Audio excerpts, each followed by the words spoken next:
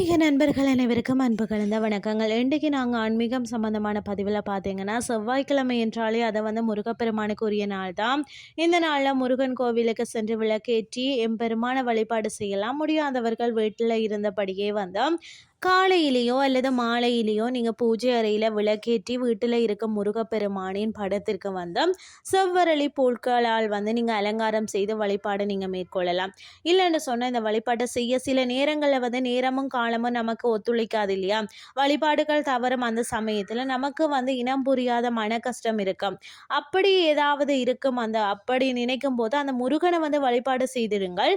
உங்கள் வழிபாட்டை தடுக்கக்கூடிய கெட்ட நேரத்தை தாண்டி நீங்கள் வந்துட்டீங்க சொன்னா உங்களுடைய வாழ்க்கையில நல்லது தான் நடக்கும். கொஞ்சம் சோம்பரித்தனத்தை நீங்க தூக்கி போட்டுட்டு அந்த வழிபாட்டை நீங்க தவற விட்டுறாதீங்க, செய்யுங்க. இரண்டா கஷ்டத்துல நாம முருகனை நாம தரிசிச்சோம் என்று சொன்னா கண்டிப்பாக முருகன் நம்மளுக்கு பக்கத்திலேயே இருப்பார். அந்த வகையில தான் இன்றைய தினம் எல்லாருக்குமே முருகனின் அருள் கிடைக்கணும் என்பதற்காக இந்த பதிவை நான் சொல்லிக்கிறேன். இந்த பதிவு படிக்கும் போது இந்த மந்திரத்தை ஒரு முறையாவது நீங்க படிச்சீங்கன்னு சொன்னா இப்போதே முருகனை வழிபட்ட ஒரு புண்ணியம் உங்களுக்கு சேர்ந்துடும். அது என்ன அப்படின்னு சொல்லி பார்க்கலாம். அது மட்டும் இல்லாமல் நோய் நொடி இல்லாமல் வாழ செல்வ வளத்தோடு வாழணும், குடும்ப சண்டைகள் இல்லாமல் வாழணும், தீராத பண பிரச்சனை, தீராத கடன் சுமையில இருந்து வெளிவரணும் அப்படின்னு சொன்னா செய்ய வேண்டிய ஒரு எளிமையான முருகர் ஆன்மீக வழிபாடு என்னென்று சொல்ல வேண்டிய எளிமையான முருகர் மந்திரம் என்னென்று சொல்லியும் அதை நாங்கள் பார்க்கலாம். மற்றது முக்கியமானதுண்டு பஞ்சாமிர்தம். அதையும் நீங்கள் இன்றைக்கு தயார் செய்து முருகப்பெருமானுக்கு முன்னுக்கு நீங்க வைத்து இந்த மந்திரத்தை சொல்லுங்கள். உங்கள் வீட்டில் இருக்கக்கூடிய தீராத துன்பங்கள் தீர்ந்துவிடும். பஞ்சாமிர்தம் என்று சொன்னாலே பல வகையான பழங்களை வாங்கி போட்டு சிரமப்பட்டு நிறைய செலவு செய்து செய்யணும் அப்படின்னு சொல்லலாம் அவசியம் இல்லை.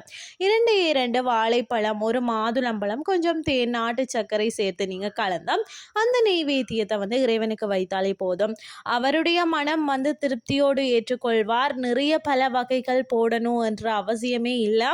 வீட்டில் இருக்கக்கூடிய பழங்களை சேர்த்து நீங்க இந்த பஞ்சாமிர்தம் செய்யுங்கள். பிறகு முருகனுக்கு முன்பாக ஒரு விளக்கை ஏற்றி வைத்துட்டு முருகன் படத்திற்கு முன்பாக அமர்ந்து கண்களை திறந்த முருகனை தரிசனம் செய்து இந்த மந்திரத்தை 27 முறை சொல்லுங்கள்.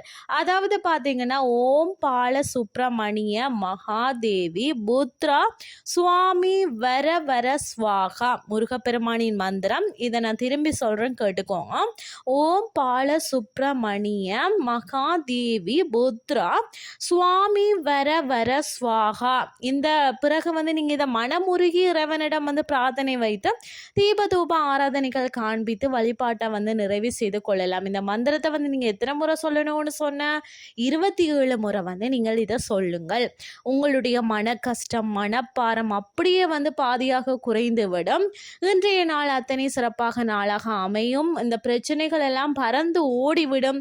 எத்தனை முறை அந்த முருகனின் பெருமைகளை சொன்னாலும் நம்மளுடைய வாய் ஓயாது இல்லையா? சொல்ல சொல்ல இனிக்குதடா முருகா, உள்ளமெல்லாம் உன் பெயரை சொல்ல சொல்ல இனிக்குதடா முருகா அப்படின்னு சொல்லிக்கொண்டே இருக்கலாம்.